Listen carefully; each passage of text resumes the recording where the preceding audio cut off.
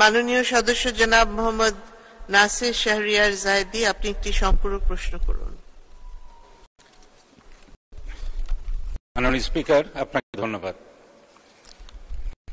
মাননীয় স্পিকার, আমি মাননীয় মন্ত্রী মহোদয়ের সদয় দৃষ্টি আকর্ষণ করব বর্তমানে ক্যাডেট কলেজ সমূহের ক্যাডেটদের টিউশন ফি এর প্রতি।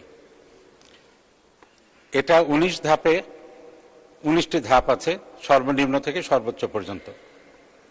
আমি উদাহরণস্বরূপ বলছি, 3 নম্বর ধাপে আছে, না 18 নম্বর ধাপে আছে, যেমন সর্বোচ্চ পর্যায়ে 1,01,000 টাকা থেকে পরে যদি অভিভাবকের ইনকাম হয়, সেখানে বাচ্চার টিউশন ফি দিতে হয় 20,000 টাকা, যেটা 30% বাড়ালে 2024 সাল থেকে হবে 26,000 টাকা। অর্থাৎ 1 লক্ষ টাকা একটা গার্জিয়ান ইনকাম করলে তার সন্তানকে দিতে হবে 26,000 টাকা একটা বাচ্চা শুধু টিউশন ফির জন্য।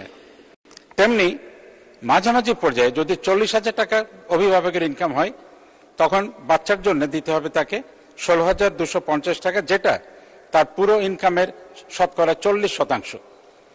আর সব থেকে কষ্টকর, যাদের ইনকাম 10,000 টাকা থেকে 15,000 টাকা, অর্থাৎ খুবই দিনমজুর টাইপের, তাদের জন্য নির্ধারণ করা আছে 4,240 টাকা।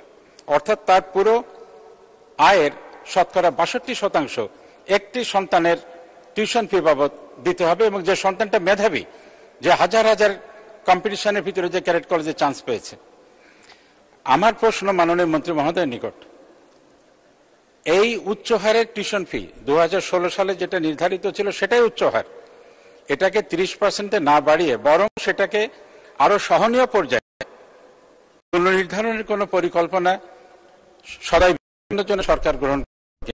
আপনাকে ধন্যবাদ স্পিকার। ধন্যবাদ মাননীয় সদস্য। মাননীয় মন্ত্রী।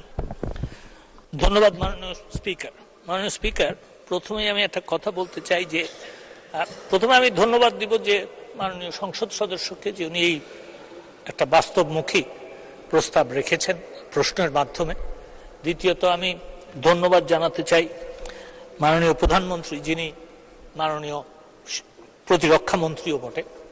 আমি এক্ষুনি মাননীয় প্রধানমন্ত্রীর কাছ থেকে জানতে পারলাম যে এই যে পেনশন বাবদ যেই টাকাটা আপনার দেওয়ার কথা ক্যাডেট কলেজ সমূহের, সেইটার ব্যাপারে যেই টাকাটা চাওয়া হয়েছে সরকারের কাছ থেকে, মাননীয় প্রধানমন্ত্রী সেই টাকাটা এই আজকেই ফাইল সই করে দিয়ে দিয়েছে।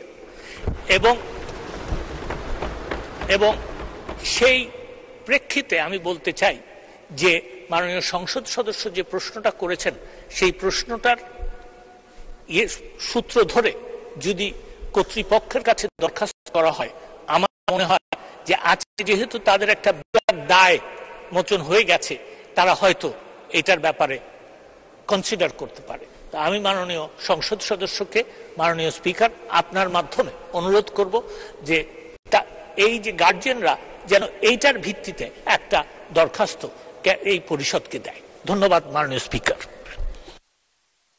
ধন্যবাদ মাননীয় মন্ত্রী।